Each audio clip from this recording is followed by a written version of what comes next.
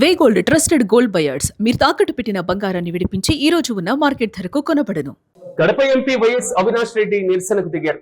చక్రాయిపేట అక్రమ ఇసుక క్వారీ వద్ద నిరసనకు దిగారు వైసీపీ ఎంపీ అవినాష్.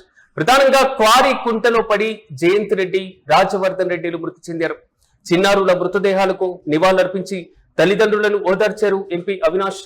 అయితే రాత్రి నుంచి ఘటనా స్థలిలోనే చిన్నారుల మృతదేహాలతో నిరసన వ్యక్తం చేస్తున్నారు తల్లిదండ్రులు, గ్రామస్తులు. ప్రధానంగా అక్రమ ఇసుక దందాయే కారణమని కూడా ప్రజలు తీవ్ర ఆగ్రహం వ్యక్తం చేస్తున్నారు. చుట్టుపక్కల గ్రామాల నుంచి భారీ స్థాయిలో ప్రజలు కూడా తరలి వచ్చారు. చనిపోయినటువంటి వారికి న్యాయం చేయాలంటూ కూడా జిల్లా కలెక్టర్ కు ఎంపీ ఫోన్ చేశారు. నష్టపరిహారం అందే వరకు కదిలేది లేదన్నారు అవినాష్. ప్రధానంగా ప్రభుత్వ నిర్లక్ష్యం వల్లే చిన్నారులు మృతి చెందారంటూ కూడా ఆగ్రహం వ్యక్తం చేశారు. శాండ్ మైనింగ్ వెంటనే నిలిపివేయాలంటూ కూడా అవినాష్ డిమాండ్ చేశారు. ఎంపీ వైఎస్ అవినాష్ చొరవతో బాధితులకు హామీనిచ్చారు జిల్లా కలెక్టర్ శ్రీధర్. అయితే బాధిత కుటుంబాలకు 5 లక్షల రూపాయల చొప్పున నష్టపరిహారాన్ని కూడా ప్రకటించారు. 5 సెంట్ల భూమిని కూడా అందిస్తామని హామీ ఇచ్చారు. ప్రధానంగా సెలవులు కావడంతో బంధువుల ఇంటికి వచ్చినటువంటి 2 చిన్నారులు కూడా సరదాగా ఈతకు కొట్టడానికి పాపాగ్ని నదిలోకి వెళ్లారు. ప్రధానంగా అక్కడ ప్రమాదం చిక్కుకొని పూర్తి స్థాయిలో ప్రాణాలు కూడా విడిచినటువంటి పరిస్థితి స్థానికంగా కలకలం రేపుతుంది.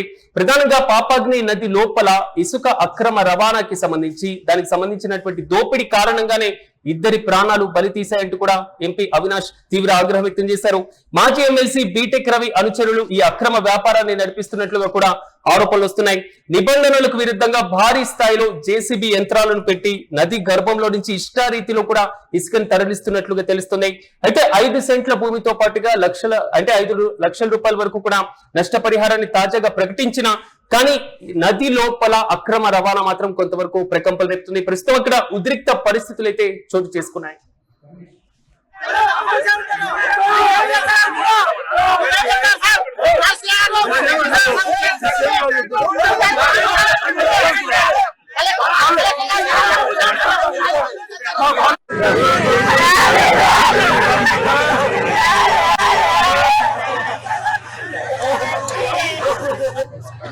సార్ ఎన్జిటి కూడా నోటీసెస్ ఇష్యూ చేసింది. ఇక్కడ జరుగుతున్న ఇల్లీగల్ కొంచెం సివియర్ గా తీసుకోండి సార్. నేను ఇన్నిసార్లు మీకు చెప్పినా కూడా కొంచెం నిర్లక్ష్యం చేస్తూ ఉన్నారు సార్.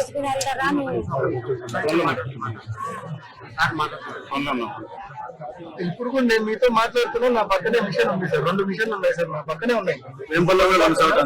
రైట్ డిసైడ్ నా పక్కనే 2 మిషన్లు ఉన్నాయి. ఏమంటే పని చేయకుండా ఆపుతున్నారు రాత్రి నుంచి.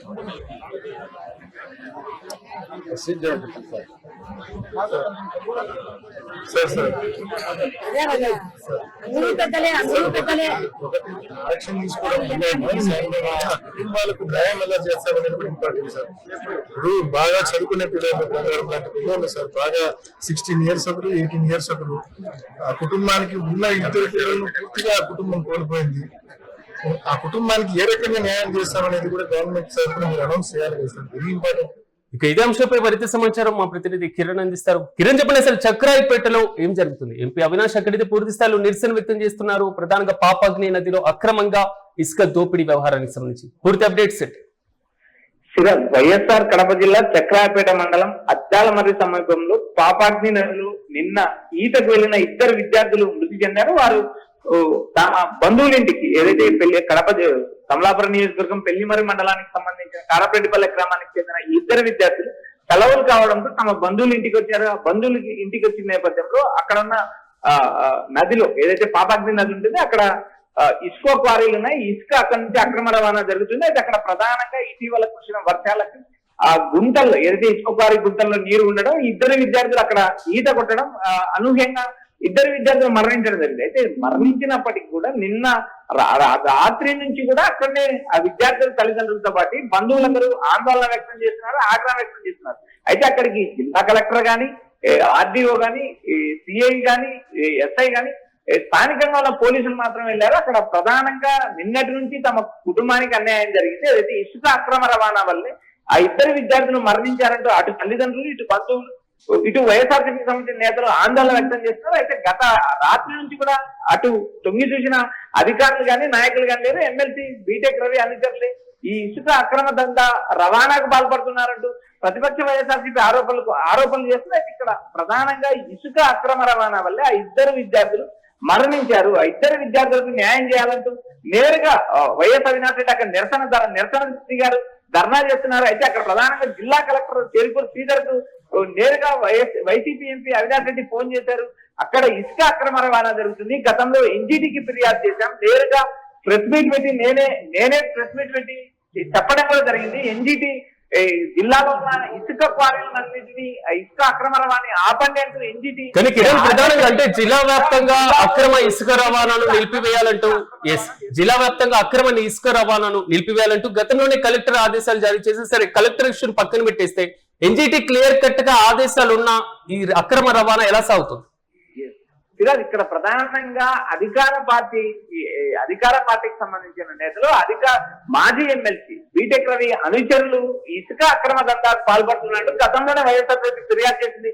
ప్రస్తుతం ఏదైతే అక్కడ నిరసన వ్యక్తం చేస్తున్న ఎంపీ నేరుగా జిల్లా కలెక్టర్ ఫోన్ చేసి చెప్పిన నేపథ్యం ఉంది, గతంలో ప్రెస్ మీట్ పెట్టిన నేపథ్యం ఉంది, ఎన్జిటికి ఫిర్యాదు చేసిన నేపథ్యం. ఎన్జిటి స్పష్టమైన ఆదేశాలు ఇచ్చినప్పటికీ కూడా స్థానిక యంత్రాంగం అక్కడ జరుగుతున్న ఇసుక అక్రమ రవాణాను అడ్డుకోలేదనే విమర్శలు ఇప్పటికే ఉన్నాయి. చుట్టుపక్కల పిల్లలు ఇద్దరు విద్యార్థులు మృతి చెందడంతో చుట్టుపక్కల గ్రామాల ప్రజలు కూడా అదే ఆందోళన అదే ఆగ్రహం వ్యక్తం చేస్తుంది. ఇక్కడ ఇసుక అక్రమ రవాణా జరుగుతుంది, గత కొన్ని నెలలుగా జరుగుతుంది. ప్రభుత్వానికి ఫిర్యాదు చేశాం, స్థానిక ఎంఆర్ఓకి ఫిర్యాదు చేశాం, అదేవిధంగా జిల్లా కలెక్టర్కి ఫిర్యాదు చేశాం, ఆర్టీఓకి ఫిర్యాదు చేశాం. అయినప్పటికీ అధికార పార్టీ యంత్రాంగానికి అధికారులు తొత్తుగా వ్యవహరిస్తున్నారు. ఈ నేపథ్యంలో భాగంగా ఏదైతే తన అవగాహనకి వచ్చిన ఆ ఇద్దరు విద్యార్థులు మరణించడం ఆ కుటుంబానికి తీవ్ర విషాదం రేపింది. మరోపక్క ఎంపీ అక్కడే నిరసన చేస్తున్నారు. అయితే అక్కడికి ఆ పక్కకి ఎవరు కూడా బాబాగ్ని నది అద్దాల మరి దగ్గర అటు ఎవరు తొంగి చూసిన పాపాన పోలేదు. అటు అధికార పార్టీకి సంబంధించిన నేతలు కానీ ఇటు అధికారులు కానీ కేవలం పోలీసులు ప్రేక్షక పాత్ర వహిస్తున్నారు.